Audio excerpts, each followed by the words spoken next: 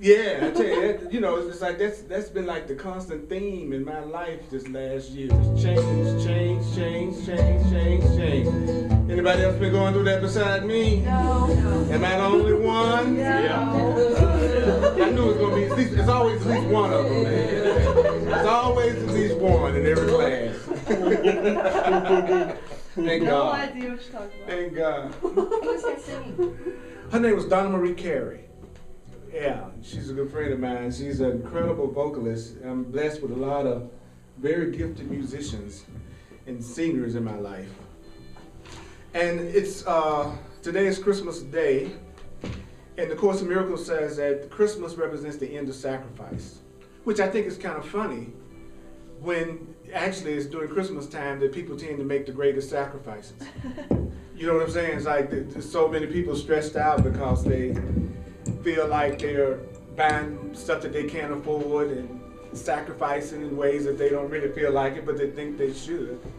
And the Course in Miracles is saying that Christmas should represent the end of sacrifice. So if we walk away today with the attitude that it's not about sacrificing anymore, it's really about being true to ourselves, and as much as possible doing what we really, really, really, really, really want to do. I want to thank you all for coming out, because I know that this is a day that most people stay with their families and hang out with their families and do their thing. So, so you like my personal Christmas gifts. This is our family. Yeah, well, good. I'm glad you feel that way. Really do. I'm glad you do. One of my favorite books is called The Way of Mastery.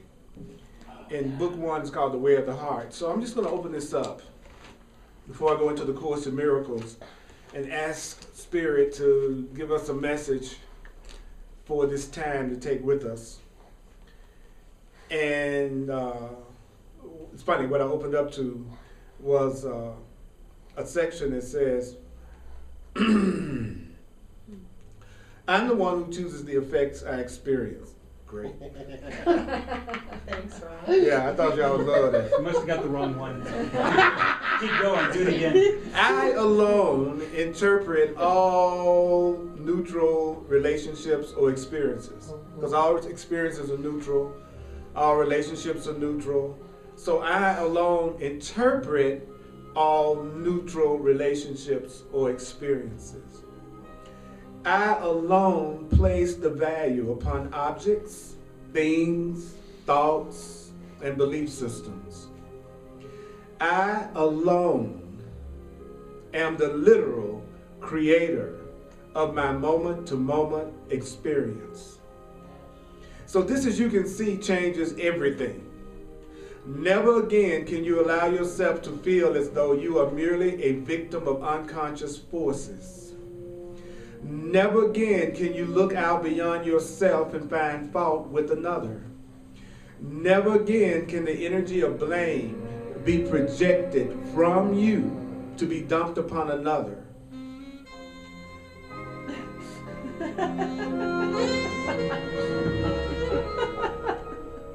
Never again can the energy of judgment hold sway in your holy mind. This thought, this one singular pebble dropped into the still pool of your awareness, is absolutely essential if you would decide to awaken wholly. And that is what this lesson is about. You are not a victim of the world you see. You are not a victim of the world you see. Let's say that. I am not a victim of the world I see.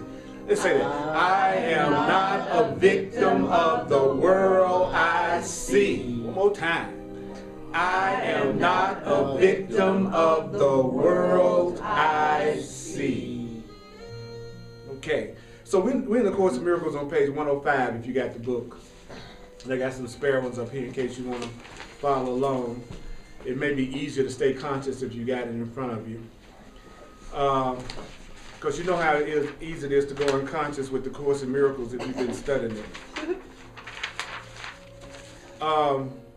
Last week we left off on paragraph 5. And the first lesson of the Holy Spirit, the Course says there are 3 basic lessons that we're learning through Spirit. And The first lesson is to have all, give all to all, which is a very powerful lesson. And we left off at paragraph 5, and I'll tell you what it says.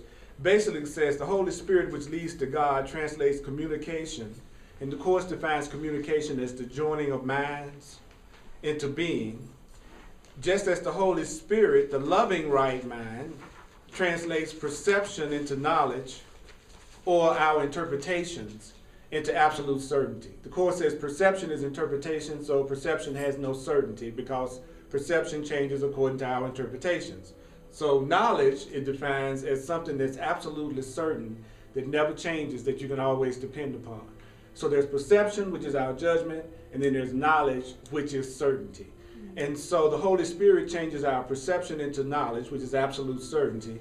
And then it says, whatever you communicate or share, you don't lose. So anything that you want to keep, you want to share it. That's why I make a point of trying to say to people things that I want to keep. And things that I don't want to keep, I don't share it.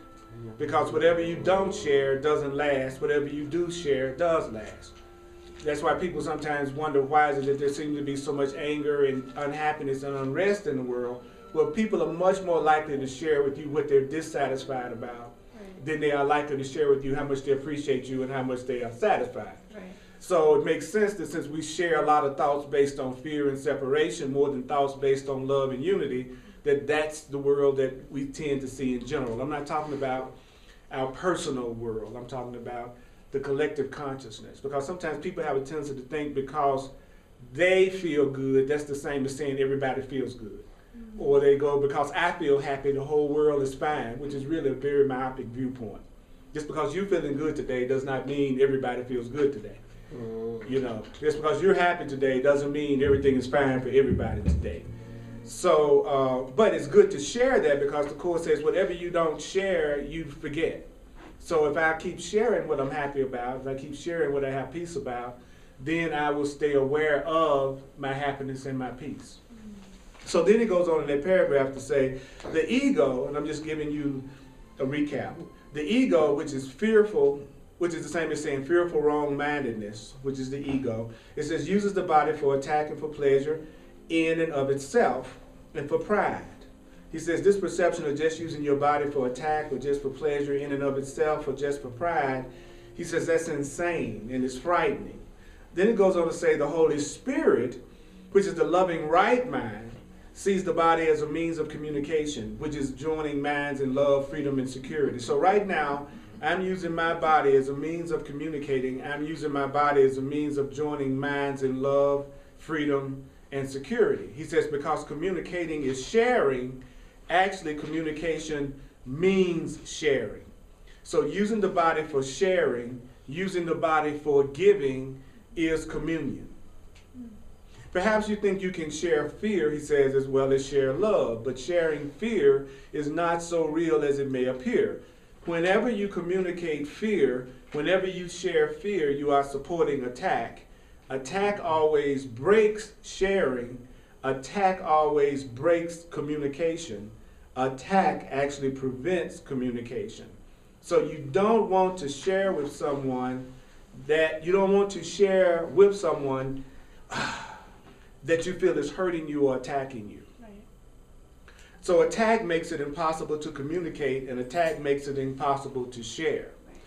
Fearful separate minds do temporarily join together, but always for what each one could get for themselves. Like most people come together in groups, but they think they're joining, but they're not really joining. Most people come to groups of any type for what they can get for their own individual selves. They're not coming to the group to join with everybody in the group. They're coming to the group so that they can get whatever they think they need to get for themselves. And of course, the Miracle says that's not really joining. Okay? And I definitely resonate to that. Because I've seen people who have come to groups for years and don't even know each other. They come in and then they listen and then they leave without actually acknowledging anybody else in the group. And they think, well, I'm really a person who's really into oneness. Because I'm actually sitting in the same geographical location as a group of other people. So I'm really into oneness, but I haven't even acknowledged the person sitting across from me. But I'm a king of oneness. kind of funny thing, but that's okay. It says the loving right mind, the fearless mind, the Holy Spirit only gives you what you can give to everybody or everyone. So something coming from truth, something coming from real love is always something that you can give or share with everyone. Something coming from fear and something coming from separation is always something that only applies specifically to certain individuals or certain situations. That's kind of heavy when you think about it. Anything that you share that does not include everyone is not real. And anything that we share that excludes isn't real. What I like about the Course in Miracles is that it says stuff that is guaranteed to meet resistance, because we are much better at specialness than we are at giving things in an abstract, general, loving way to everybody. So whenever we hear stuff that has to do with sharing or giving to everyone, that in and of itself can bring up resistance. So the Holy Spirit, which the Course says is your loving right mind, never takes anything back, because the loving right mind or the Holy Spirit wants you to keep what it gives you by sharing it with everyone. So what I'm sharing with you right now is something I could share with everyone. And by sharing it, I'm able to remember it and I'm able to keep it. I realized a long time ago when I started teaching that whether it was 8 people in the room or whether it was 800 people in the room, I didn't hear it anymore. Because I'm hearing what I'm sharing. So I'm being given just as much another opportunity to remember and hear the truth, no matter how many people are in front of me. Because by sharing it, I remember it. Because when you go out into the world, you generally don't hear the truth. So if you don't make sure you hear it, you don't generally hear it. So that's why I teach. Because it's the one way I can be sure that I'll hear the thoughts that I want to remember, and therefore my thoughts create my reality, and so therefore I have a physical reality that's manifested from these thoughts. Because nothing is more important to me than having the kind of thoughts in my mind that I want to meet in the world. How can I do that if I'm not listening to it, sharing it, or extending it? So every time I sit here, I'm doing that. So one of the best ways to learn anything that you say you want to learn, or to remember anything you say you want to remember, is to share it. It sounds really simple, doesn't it? Because it is. And the Course says there's nothing harder for the ego mind to focus on is simplicity. So the simpler you make it, the less likely it is to be heard. And the more complicated you make it, then the more likely people are to do it. Think about it. So, yeah, think about it. If you give people a regimen that's very complicated that they have to do every day, they'll run, like somebody starting a new diet or start something, they'll tell you all this regimen that they're getting ready to do. And they're perfectly willing to do it. You say, share what you want to remember so that you'll keep it in your mind so that you can meet it and you can live it. And it's very difficult for a person to remember that, because it doesn't require anything other than a change of perception right now. The ego mind is much more prone to be interested in things that you have to do in the future than things that you can experience right now. So the ego loves talking about the past and the future. Right now is not the ego's favorite place to be. Because it's right now that I have to practice the love that I'm talking about to you. It's right now that I have to do the forgiveness. It's right now that I have to trust.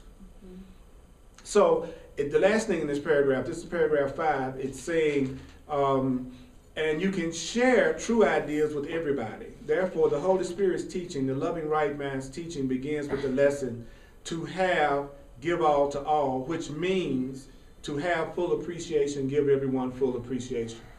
Love means appreciation. So to have, give all to all doesn't mean to have, give all your material things away to everybody, which is the way the ego interprets it. To have, give all to all, that means I've got to give away everything. It's only talking about appreciation. It's talking about to have full appreciation, give appreciation to all, to have full appreciation. The Course in Miracles is always asking us to do things that are simpler than what the ego or the world asks us to do. So whenever you think the Course is asking you to do something that seems complicated or confusing, It just means you're misperceiving it. Because it's not ever asking you to do anything that's hard. Yeah. It's just asking you to do things that are different. Yeah. Like if I walked out of here today with the attitude that my first lesson is to learn full appreciation, if I want full appreciation from everybody, I need to give some full appreciation to everybody and to myself. So that's the first lesson. So it says, remember earlier we were told that what we needed to give was full appreciation. A Course in Miracles is talking about giving full appreciation to all in order to have full appreciation. So lesson number 1 has to do with that. So that's the recap of just paragraph 5, by the way. That was one paragraph. That was paragraph 5. You know, any questions, any comments, any thoughts? You know, we got an intimate group. It's okay to talk, discuss, talk about it, put it out there. Yeah. Okay, Earl. Mm-hmm. I'm confused. Okay, what's confusing about giving full appreciation in order to have full appreciation? I want to analyze it. Okay, that's what. Okay, don't. Okay. All right. Don't. Okay. Okay. Do you know why the Course says you want to analyze it? Because I want to. That's my way of not doing it. Thank you. Brilliant. Yeah. Okay. Analyzation, the Course says, is a way to destroy the meaning of what you just heard. Yeah. And when I first read that, which you got to admit, for the Western mind, that's like acid. Yeah. You know, for people who grow, we so left brain over here in America that, you know, that nothing blows us away more than somebody says, don't analyze it. Because he said to analyze means to break down and separate out. And one of the analogies that always comes to mind to me when I think about analyzing, like for instance, you can look at me right now and you can recognize me as Earl, right? But if I was chopped into little bitty pieces, would you recognize what I am? No. So do you get a better understanding of what I am dealing with the whole, or do you get a better understanding of who I am by chopping me into little pieces and breaking me down into little pieces and separating me out into little pieces? Because there's not a person in here that doesn't have the capability of recognizing that full appreciation is not something that's difficult to grasp. What happens is, if I have people in my life that I don't fully appreciate or who I don't want to fully appreciate, then it seems to be difficult. So if you're talking to a person who's surrounded by people that they don't really love and don't really appreciate, this sounds very difficult. But I bet you anything, most of the people in here have people in their life right now that they think they really like and they really think they can appreciate. So it doesn't sound like such a strenuous idea to say, to have, give all to all. Right. To have appreciation, give full appreciation.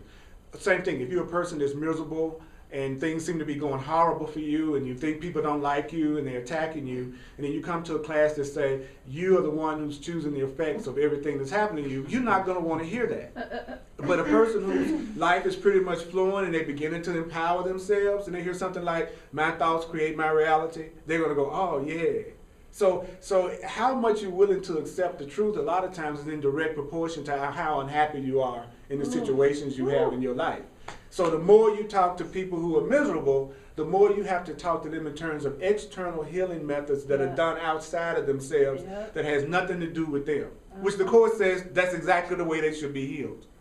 It says when you don't really believe in your ability to heal yourself, it says right there in the book, you need to temporarily rely on external healing methods because you don't believe you can do it, so that means you believe something outside of you can do it. And if you believe something outside of you can do it, you'll let it do it. But if you believe you got to do it and you don't believe in your power to do it, then you feel more frustrated than ever. So the Course works with a person who absolutely does not believe their thoughts have any power over their experience, as well as people who do. So it's perfectly okay for people who don't believe in the truth to rely temporarily on external healing methods. They might heal faster. Like I've seen truth students who have headaches who say, well, I've been trying to heal this headache for the last 3 or 4 days, and I've been meditating and I've been focusing on how I can change my thoughts. And I go, so why don't you get in the Excedrin?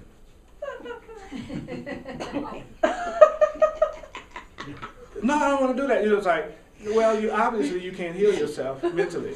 Okay, so why don't you just go get an aspirin? And then they go get an aspirin and the headache goes away. They feel like spiritual failures, but they're not.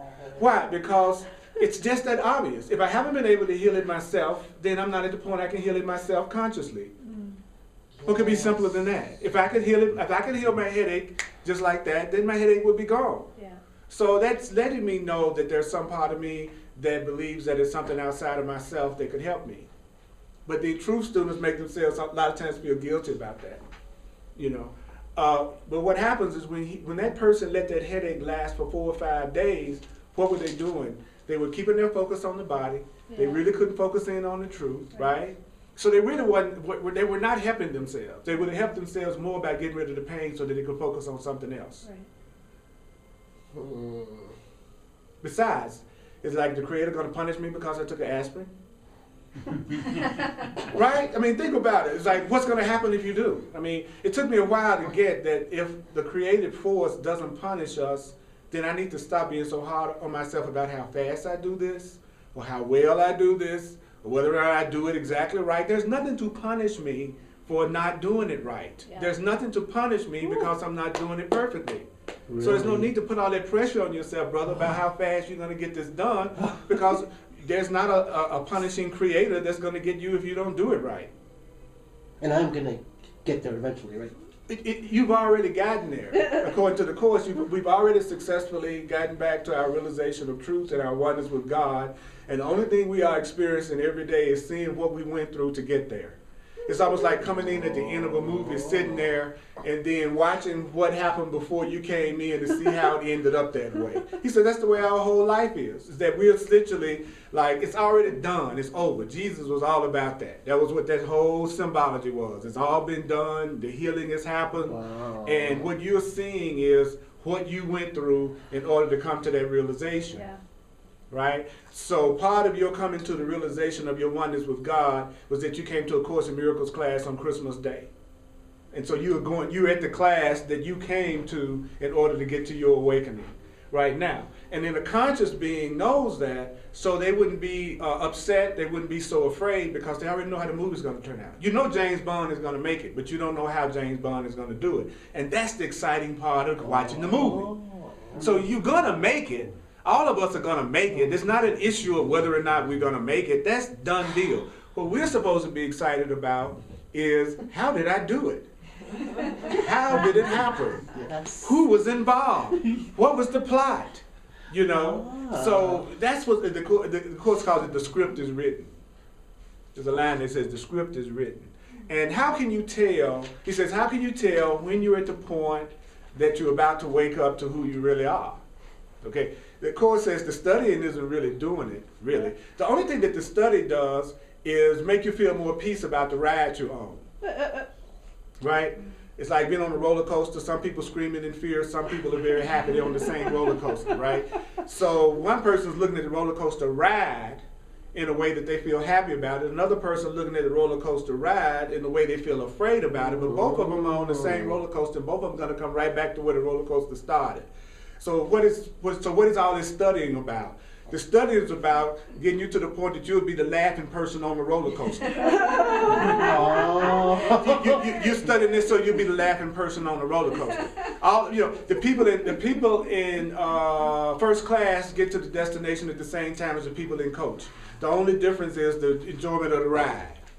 Well, both people arrive at the same time, whether one person's air sick or the other person's listening to their iPod. So the Course is trying to get us to understand that us making it to the destination is not the issue. We are all going to make it to the destination. We have made it to the destination. It's about, at this point, how am I going to see the flight?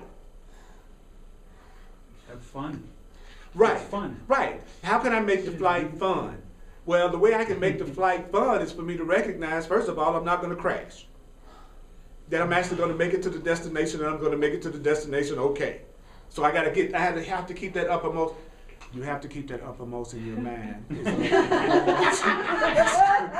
going to be all right.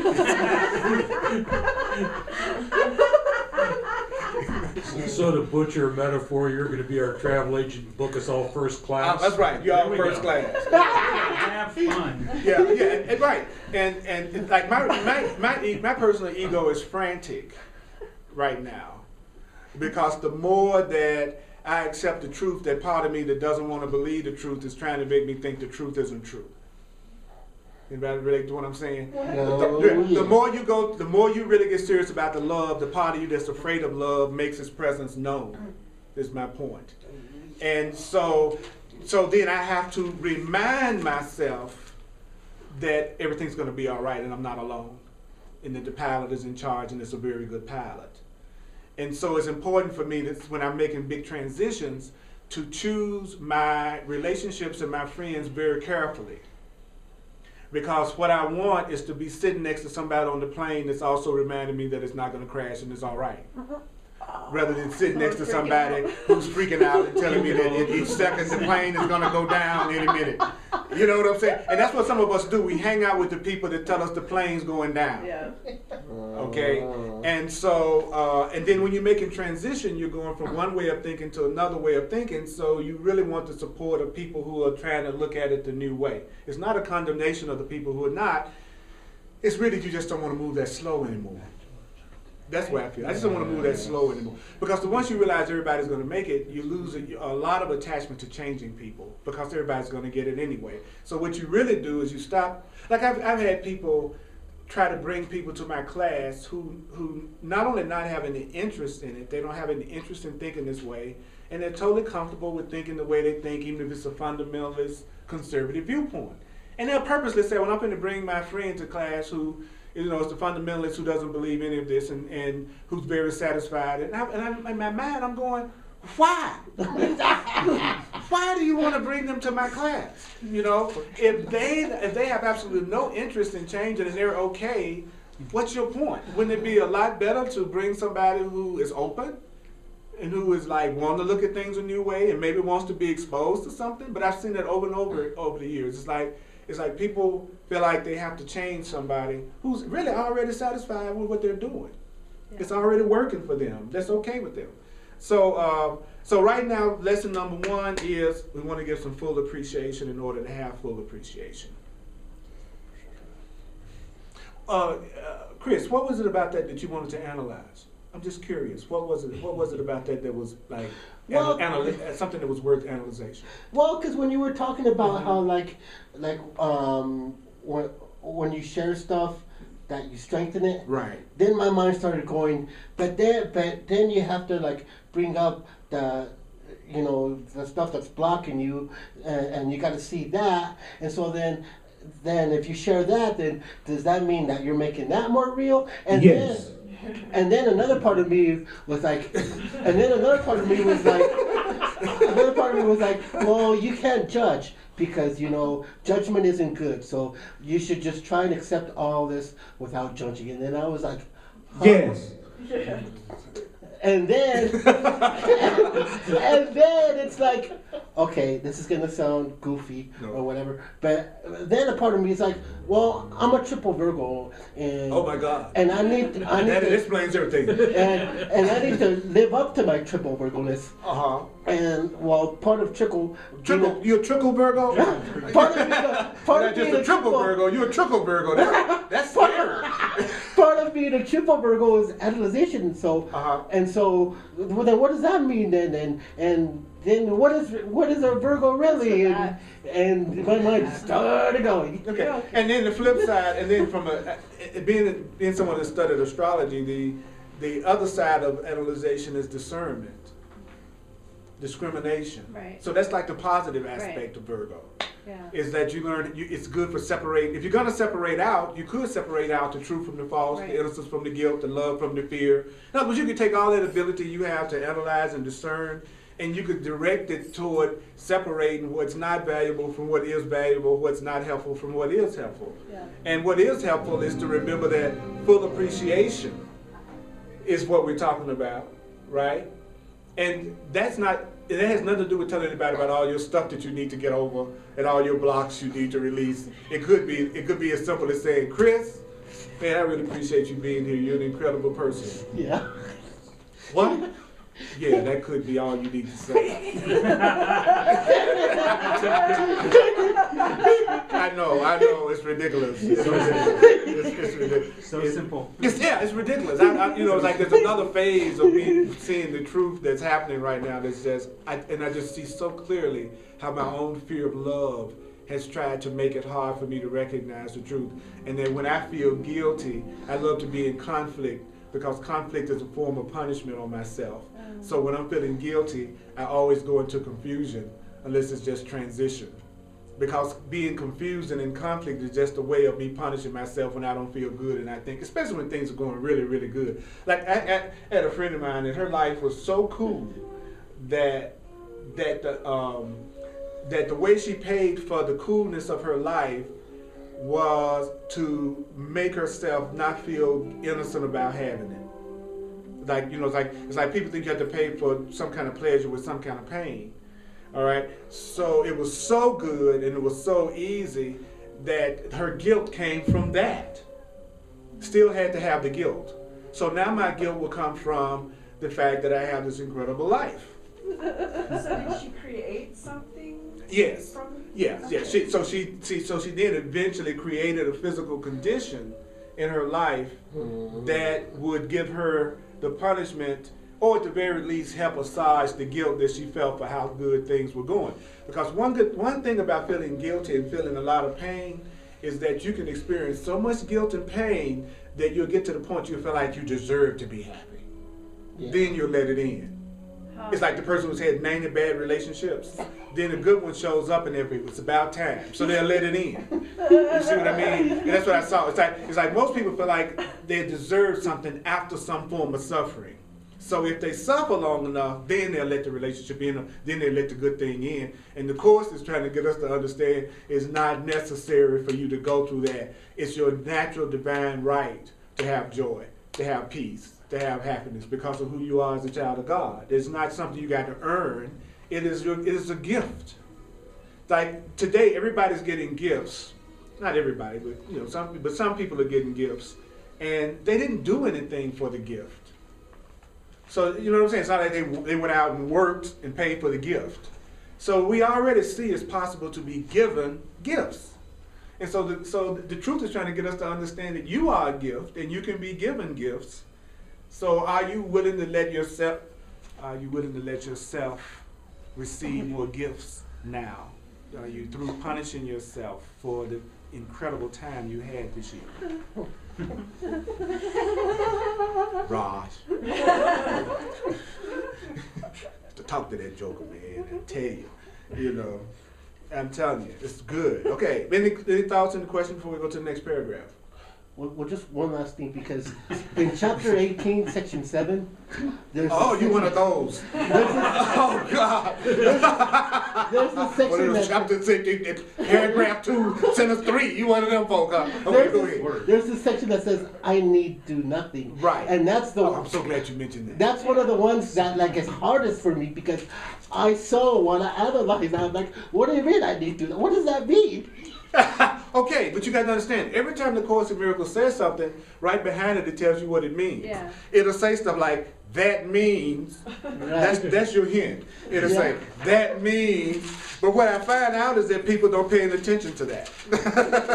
They usually don't pay any attention to when it says that means. They usually make up their own meaning about what it means, and then they get confused. So I'm glad you brought that up. Let me give you an example. I Need Do Nothing, page 388, in case you got the book. And this is, and I'm gonna give you a classic example of what people do with the Course. Because I've seen people take that statement, I need do nothing, and get put out of their house, lose their job, and put on the street. I have, and I've seen people do the dumbest things since I've taught the Course in Miracles you wouldn't even believe. They literally took I need do nothing to mean they need do nothing, physically in the physical world at all. I need do nothing. Not pay my bills, not do nothing. Nothing. Okay, so this is what that means. I need do nothing. It's like this is a sentence that says here. It says, when the goal is finally achieved by anyone, it always comes with just one happy realization that I need do nothing. Here's the ultimate release, which everyone will one day find in their own way at their own time. You don't need this time. Time has been saved for you because you and your brother are together. You and your brother being together is the special means this Course is using to save you time. So the Course is saying us being together is actually saving us time. That the purpose of being in a relationship is to save us time. A lot of times I've had resistance to getting in relationships because they didn't seem like they saved me time. Right. It would look like I was speeding along until I got in one. Yeah. I don't know about y'all. It was like I'd be like going at jet speed, and then I'd get into a relationship, and the next thing I know, we're processing. We're processing our little butts off. I'm having to explain everything I'm doing and why I did that at the party, why I said that, what I'm gonna do.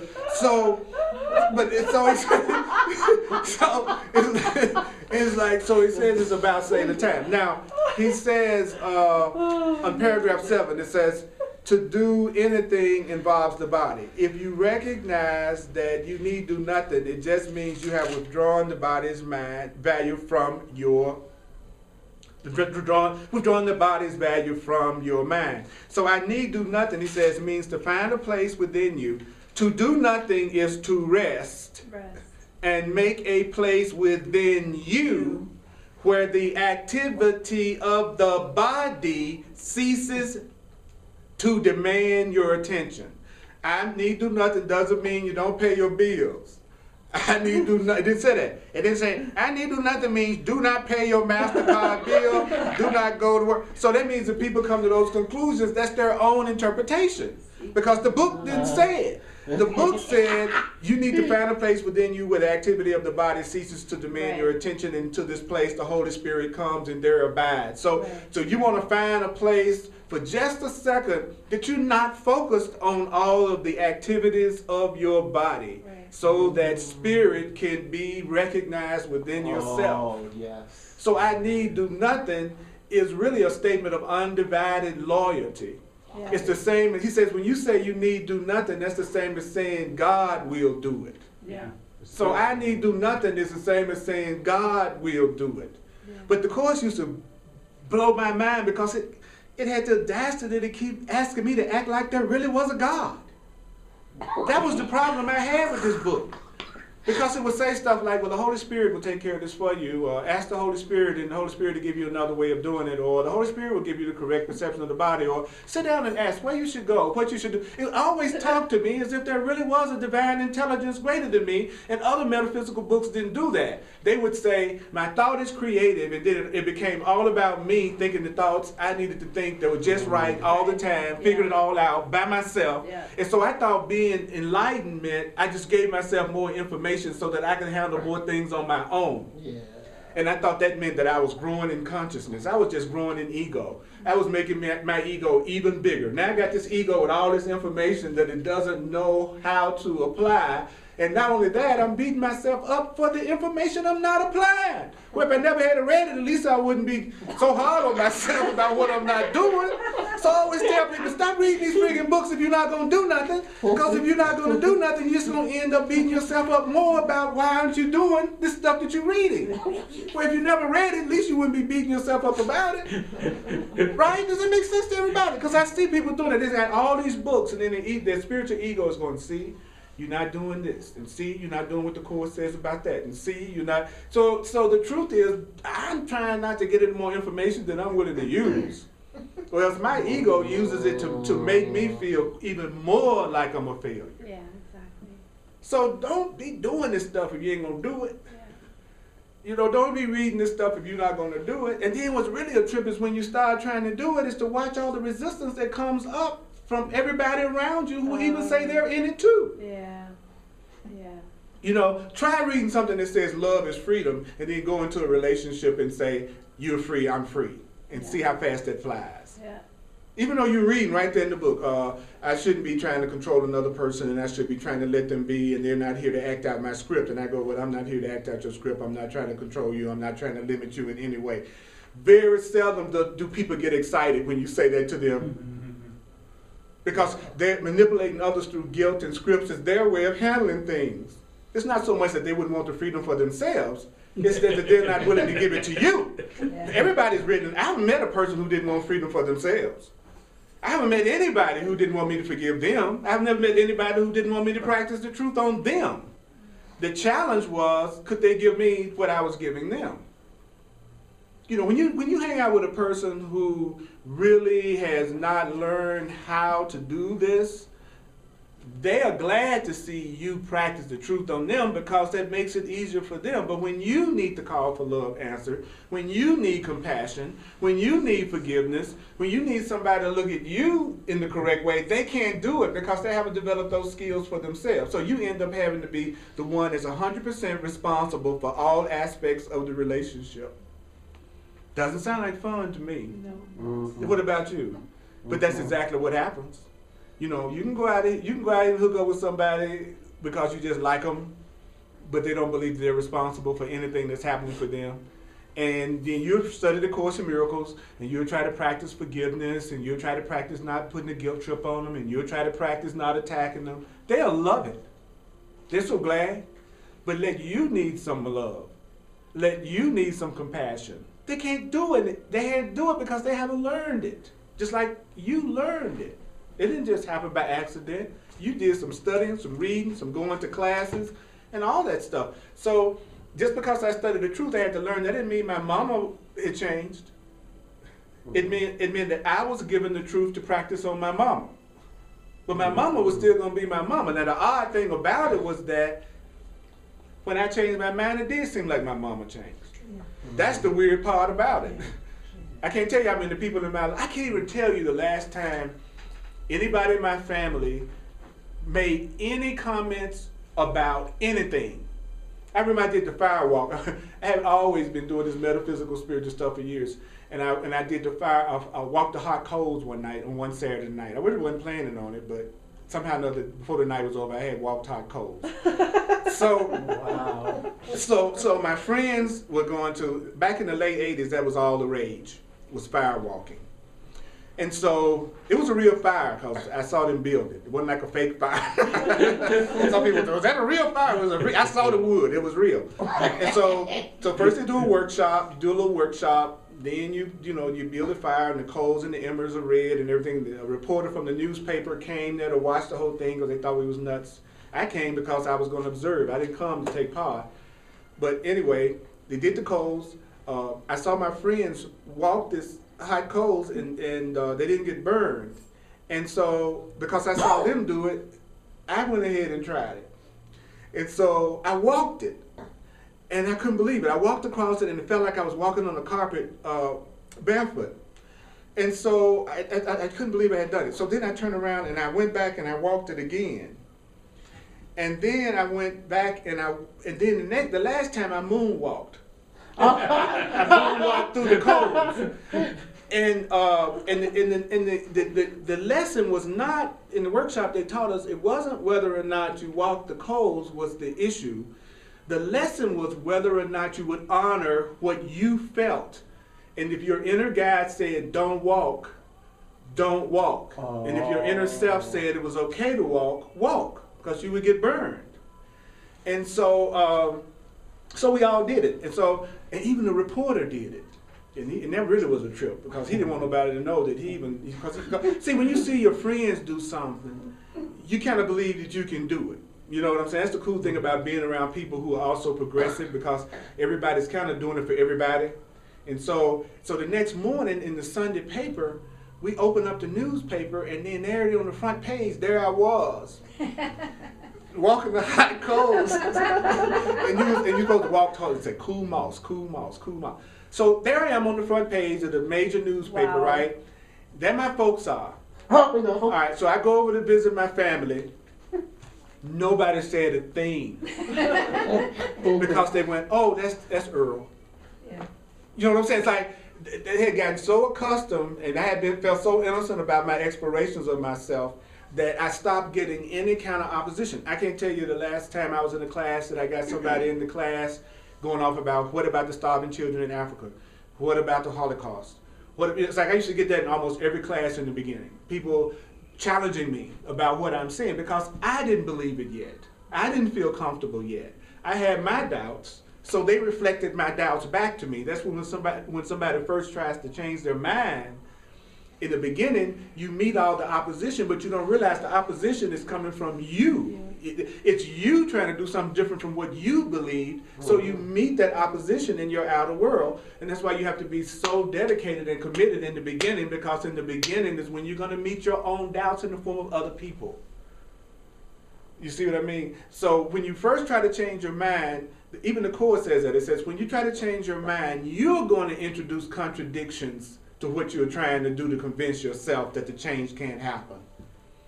Right. And I try to remember that, okay, it's like right now, I'm getting ready to make, I think it's fun to allow your experience to change. So I'm ready for my experience to change. So going into, and then everything in my experience is showing me that it's time to do that. My classes are showing me it's time to do that. The people in my life are showing me it's time to do that. Everything in my life is telling me now, okay, it's time for you to do it differently now. You need to make some new decisions about what direction you want to go. And that doesn't mean you need to come up with a plan, Raj. It just means you need to listen now, even more intensely, to get the new downloads about the direction that you should take in your life in. And understand that everything has a cycle, a beginning, a middle, and an end in time, and you've had a cycle. Now it's time for you to do it all differently again. And so you know your old self is going to battle your new self. So don't freak out when it looks like there's any kind of disorientation and confusion going on, because you know that always happens when you're getting ready to have a new beginning. So I have to remind myself right now of the things I'm going to go through as I allow myself to have a new life. Yeah. And that's what I'm doing right now. I have to make it okay whether it's 2 people or 300 people. I have to make it okay what happens financially. I have to make it okay who comes and who leaves. I have to make it okay what happens in my relationship. I can't cling to anything. That's the way you make transition. You have to not cling to anything or anybody, and let them all go, and let them all stay, and let them all come. But the ego is the part of me that wants to get scared. So it wants to try to cling and hold on to the way it used to be, and try to come up with ways it can do what I've done before again. Right? Instead of going, okay, this cycle has happened, now it's time to open yourself up to a new cycle. And then today he's telling me, well, how do you do that? What's the first lesson? The first lesson is I want you to go through this change in an attitude of gratitude, in an attitude of full appreciation. How much appreciation can you give to everything and everybody around you while you're letting go of all of it, opening yourself up to something new and moving in this new direction? Don't condemn it. Don't condemn anybody. Don't blame anybody for anything you think you're going through right now. Let the old friends go. Let the new friends come in. Let the old, let it go. Don't trust. You're the butterfly, you're the tadpole turning into the frog. You're the caterpillar getting ready to turn into the butterfly. And they don't look nothing alike. None of us look like sperm. There's a reason for that. That's the quote of the day. That's the quote of the day.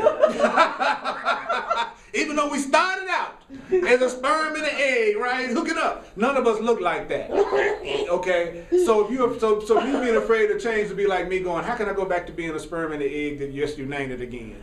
So what I'm being compelled to tell you is that if I'm saying this for me, I'm saying this for you. It's not an accident that we're the group of people that's sitting up here today. So we're the one that's getting the message of full appreciation. We're the one that's getting the message of not holding on to the past. We're the one that's getting the information about something new is coming, so be willing for something else new to come. With that message we got in Way of Mastery about is saying to me, you need to take more responsibility right now. You need to go, I am the one that's creating what's happening to me in my perception. I am the one that's determining the way that I feel right now. I am open. I place the future in the hands of God. I place the future in the hands of God. I place the future in the hands of God. The Course defines the future as the not yet. I love that definition. So when you say future, you're saying not yet. Right? So I'm placing the not yet in the hands of God. And when I say that, it's really cool, because when I say not yet, then it kind of frees me from being worried about it. You understand what I'm saying? Does anybody else get that? When I say I place the future in the hands of God, that can sound a little bit heavy, a little bit. But when I say I place the not yet in the hands of God, I just get this feeling of release, and like there's all kinds of possibilities for me. Mm-hmm. And then he says past means gone. I'm from the South, so I like to say gone. No. The past means gone. No. Okay? So when you say that I'm thinking about the past, I'm thinking about the gone. I'm trying to let go of that past relationship. I'm trying to let go of that gone relationship. And when you say it that way, you go, well, how can I not let go of what's already gone? So I got to succeed. I have to succeed in letting go of the past, because past means gone. It's already done. I'm the only one that's not recognizing it. The past relationship is past. It's over. It's gone. So I don't have to work on letting it go. It's gone.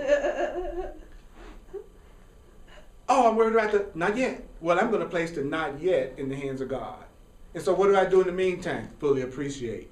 What do I do in the meantime? Share thoughts that you want to keep. Communicate what you want to share. Stop saying stuff that makes people feel afraid. Stop attacking people, because if you attack them, it's going to break communication.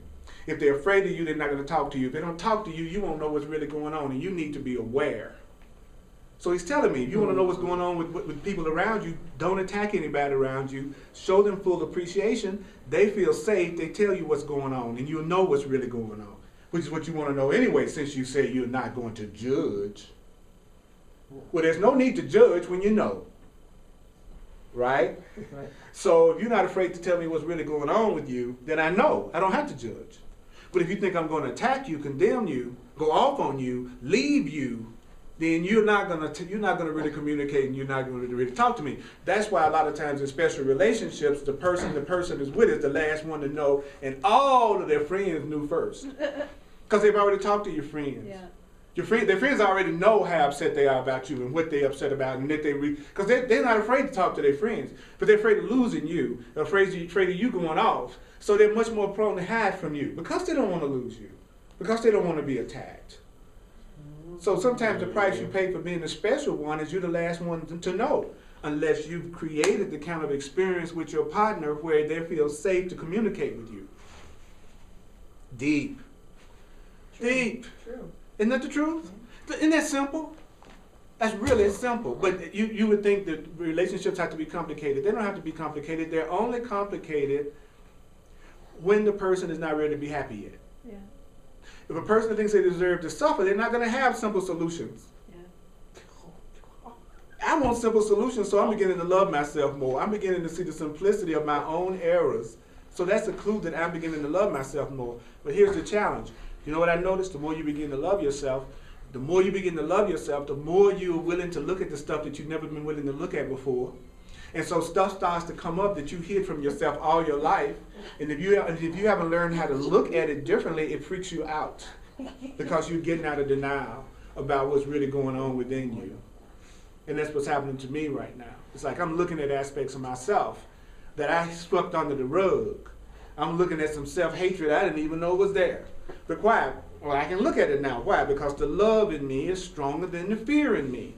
So when I look at the fear, I'm looking at it from an Earl who has more love for Earl than he used to have. So even when he sees his own stuff come up, he can be more compassionate with himself about it. It didn't come up until I could be compassionate with myself. But you share it with somebody, and they're too busy freaking out on what you said is coming up for you, and they're not focusing on the fact that you're saying you're strong enough to look at it and heal it now. Yeah. You know, they're busy saying, well, that's not real, you shouldn't be hating yourself, blah, blah. I know I shouldn't be hating myself. I wouldn't be looking at it. That's how I know I shouldn't be hating myself, because I'm ready to look at it. I'm ready to stick that back and clean under the rug now, instead of just putting the rug on top of it, which I used to call positive thinking. Okay, positive thinking, code name for I'm putting all my stuff under the rug, and then people get mad at you too. You know what I'm saying? Somebody asks you, how you feeling today? Well, I feel like killing everybody I see. I wish I could go top of this building and blow everybody away. And I'm doing my workbook lesson. That's why it hasn't happened. You know what I'm saying? And so people think, oh, that means you must not be really getting it. No, I'm getting it. That's why I can tell you I'm going to blow everybody away. The person that's not getting this, the one who want to blow everybody away and says, I love everyone. The whole world is bright with joy. Oh. Them the ones freak me out. Those are people that freak me out. Yep. Those who never feel like they can honestly say anything about their feelings if they're less than loving. And that goes for spiritual enlightenment. Right? But the person who can say, you know what, right now, I'm really angry at my mother about what I heard, and I'm the one that's making myself feel that way. But nevertheless, I really feel angry about what I'm experiencing right now. And at least I can decide I don't like what I feel right now. And so I hope I'm wrong. I want another way to look at this. Perhaps there's another way to look at this. What can I lose by asking? See, that's straight out of the course. Yeah. You go, at least I can decide I don't like what I feel right Yeah. now. So I hope I'm wrong. Yeah. I want another way to look at this. Perhaps, I like that. Perhaps Yes. there is another way to look at this. Yes. Yeah. What can I lose by asking? Yes. That's practical application of the course. Merry Christmas. Woo. Thank you for coming and hearing this with me and helping me remind ourselves to remember the truth. Lord have mercy. All right.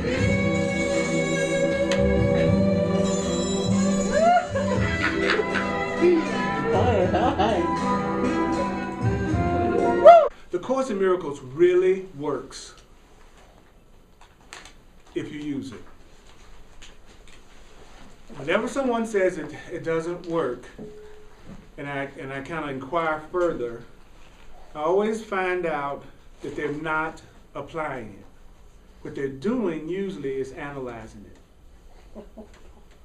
Really, and that's not a dig at you. Okay, I mean really, it's like they're thinking. I used to think that reading something was the same as doing it. And so I would read it, and then nothing would change, except the Course in Miracles has been an exception to that rule for me. I find that my life has made the biggest changes when I read the Course in Miracles. And so I was wondering, why was it that I could read the Course in Miracles and watch things heal in my life? And then Spirit told me it's because you got to change your mind to read the Course in Miracles. Because it's so challenging to read that by the time a person makes a decision that they're going to actually go all the way through it, they've already changed their mind to get through it. They've got to keep going past resistance. They got to keep going past ways, things that they don't understand, that doesn't make sense. They got to keep on reading even though they're hearing things that's frightening to their ego. They've got to acknowledge that they feel separate from God, and in some cases don't even believe in God or higher power. That was the first thing that happened to me with the Course, was that I realized I didn't believe in God. That it was just something I was saying. It was complete lip service. That's all it was. Because when I was asked to live as if I did have a creator that I was sustained by, I found that I was still trying to take care of myself.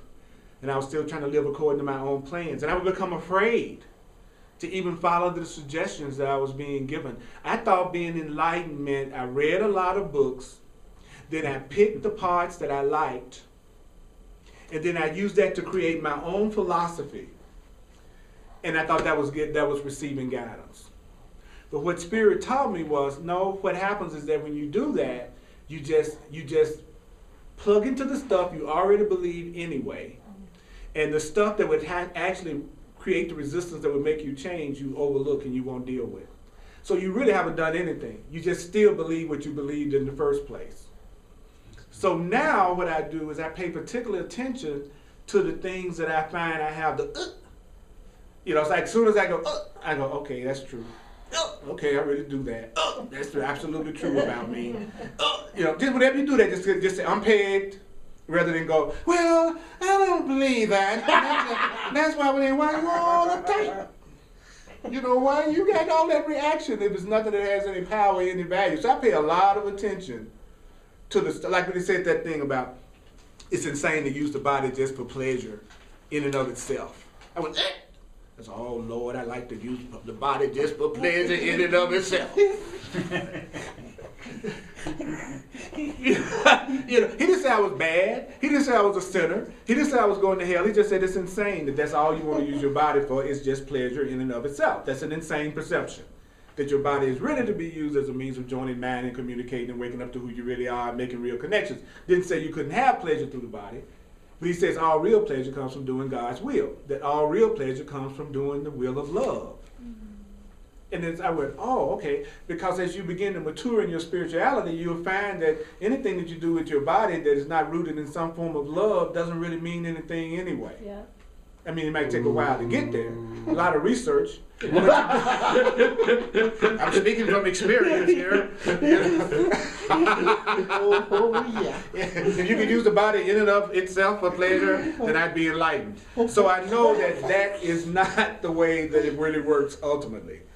It's really about how can we use whatever we're doing for self-realization, for full appreciation, for love, for, you know what I'm saying, communication, joining, knowing each other. And remember, as things get easier for you, your old self is going to try to make you feel guilty about the ease of life that you have. And then you find yourself constantly coming up with reasons why you can't feel good right now that are not based on anything that's really happening. And just remind yourself it's a trick. It's a friggin' trick. You know, and my mind will run that stuff down to me in a minute, try to convince me that there's something I'm supposed to be really feeling bad about or afraid about or upset about.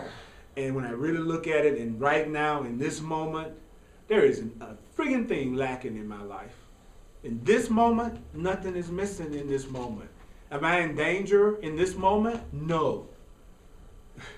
Am I being attacked? No. Am I hungry, really? Well,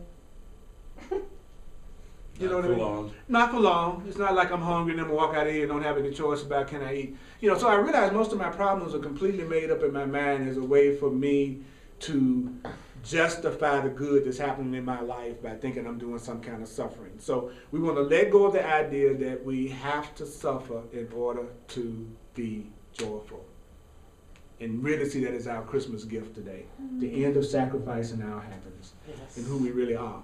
And another thing that's really important is don't forget to let yourself play and groove. So we're going to say the last thing that we said at the very beginning, which is, I am not a victim of the world I see. What? I am not a victim of the world I see. I am not the victim of the world I see. That I see. I'm entitled to miracles. I am entitled to miracles. I am entitled to miracles. You are entitled to miracles. You are entitled to miracles. You are entitled to miracles. You are entitled to miracles. Miracles. You are entitled to it. It's your divine right. So there. That's it.